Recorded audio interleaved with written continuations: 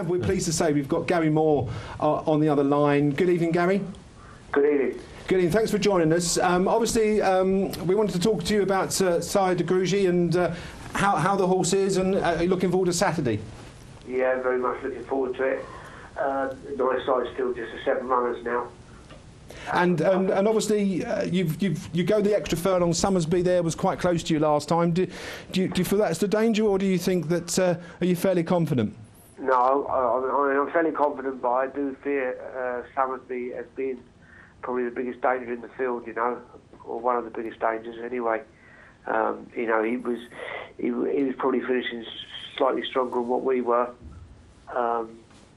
Made one or two mistakes. I mean, from your point of view, Gary, I mean, did you realise having a horse that's sort of rated 131 at Fakenham back then it would be one of the best chasers in the UK?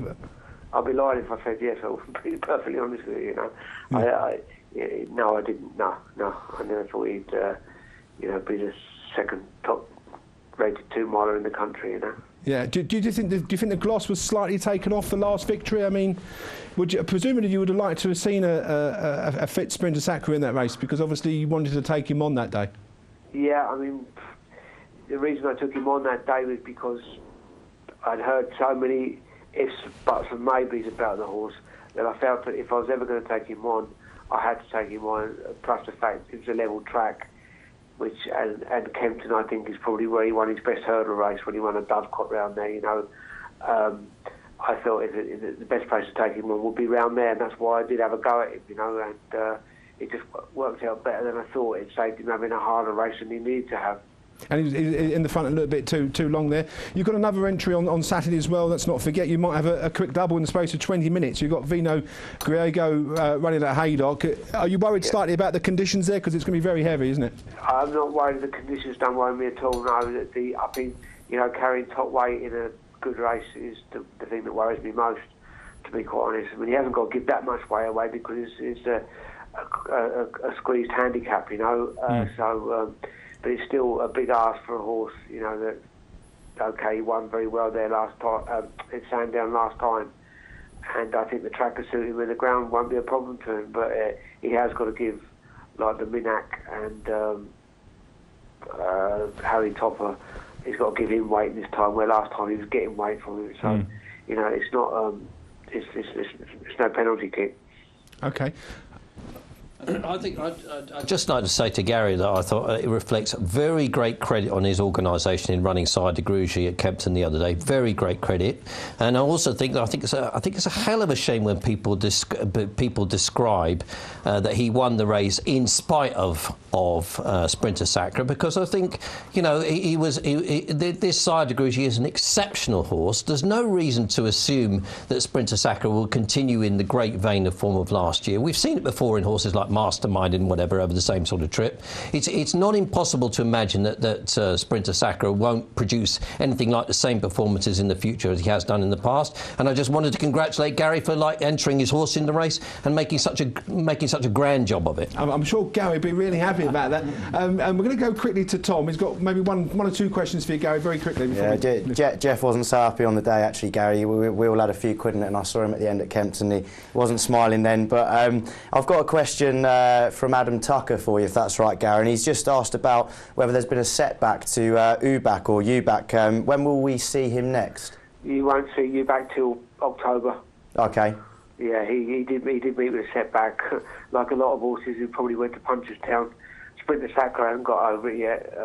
The horse that beat Ubak there, he won't run again this season, and Ubak the same, you know. So it's all very well going there, but whether you race the next season is not always guaranteed, sort of thing, you know. OK, two other jumpers I wouldn't mind touching on for the weekend. One of them being Night of Pleasure. I've seen he's sort of entered for Ascot, but then engaged at Taunton. What's the option there? Is he going to run? He actually goes to Ascot, yeah. He is going to Ascot. Yeah, and he's quite a talented horse, but he has got issues, you know. Right, OK. And another jumper there, Agincourt Reef's an interesting one, runs at Haydock. Yeah, he won't run because he's too badly in there.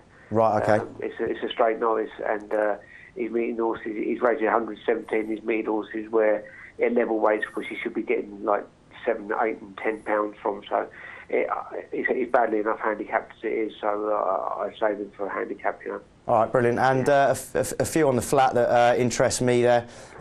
Dutch Art Collector, is that going to run at Lingfield on Saturday? He runs on Saturday, yeah. It's drawn 6 of 9. Hopefully he's an improver. He should run very well. Good stuff. And out your 3 at Lingfield on Friday, Ballyhaig, South Cape, Shadowpoor. Anything to let on there for our viewers at home? I would be very disappointed if Shadowpoor didn't run well. Right. Okay, brilliant. Well, thanks for that. And finally, sign you off with a tweet from Daniel Dickens, who'd just like to congratulate Gary and Connections, as he thinks it's commendable just for taking on Sprinter Sacra in the first place, regardless of whether you thought you had a chance or not, heavy ground or whatever they like to say. You didn't ask for what happened to Sprinter Sacra, and congratulations for taking him on, and good luck this weekend, Gary. Thank you very much. Very Cheers. kind of you. Just quickly ask you, obviously as a yard that runs all the year round, you have obviously a lot of flat horses as well. Just how important is the all-weather to you? There's a lot of negativity about the all-weather tracks, but how important is that to you as an operation, having the all-weather tracks there? Yeah, it is. The all-weather racecourses, all-weather gallops. No, sorry, the racecourses, Lingfield, Kempton. Yeah. I mean, it is a help. It does. I mean, when I first started training, we never had them, and we got over it. So but it does give horses a chance. What come in backward horses and the lesser grade of horses, it does give them a chance to win, and it keeps the show on the road a little bit on the winter. I mean, I'm the last 2 years I've run less and less horses throughout the winter because I've rather concentrate on the jumpers, to be perfectly honest with you, it's a great asset to have, and I'm glad it's there. But if someone said to me that they're going to stop all weather racing, I wouldn't go mad about it, And then, Gary, to ask you about Sada Grushi again, running now 3 times in 5 weeks, does that worry you? Because you were going to miss the Desert Orchid and go straight to the Sodexo Clarence House on Saturday. Well done for taking on Sprinter Sacra, and it made the build-up to the race. It made it possible that people knew there was a contest. So 3 runs in 5 weeks. Secondly, the ground, is it the heavier the better? What ground is ideal for Sada Grushi? I would be much happier if we had a good shower of rain on the day, because it's going to be heavy there, but I don't want it gluey heavy. I'd rather have it wet and getting through. And the way the weather is, I can't see it not having rain on there, but the ground, I mean, he has always won in very heavy ground. He won at Lingfield in heavy ground.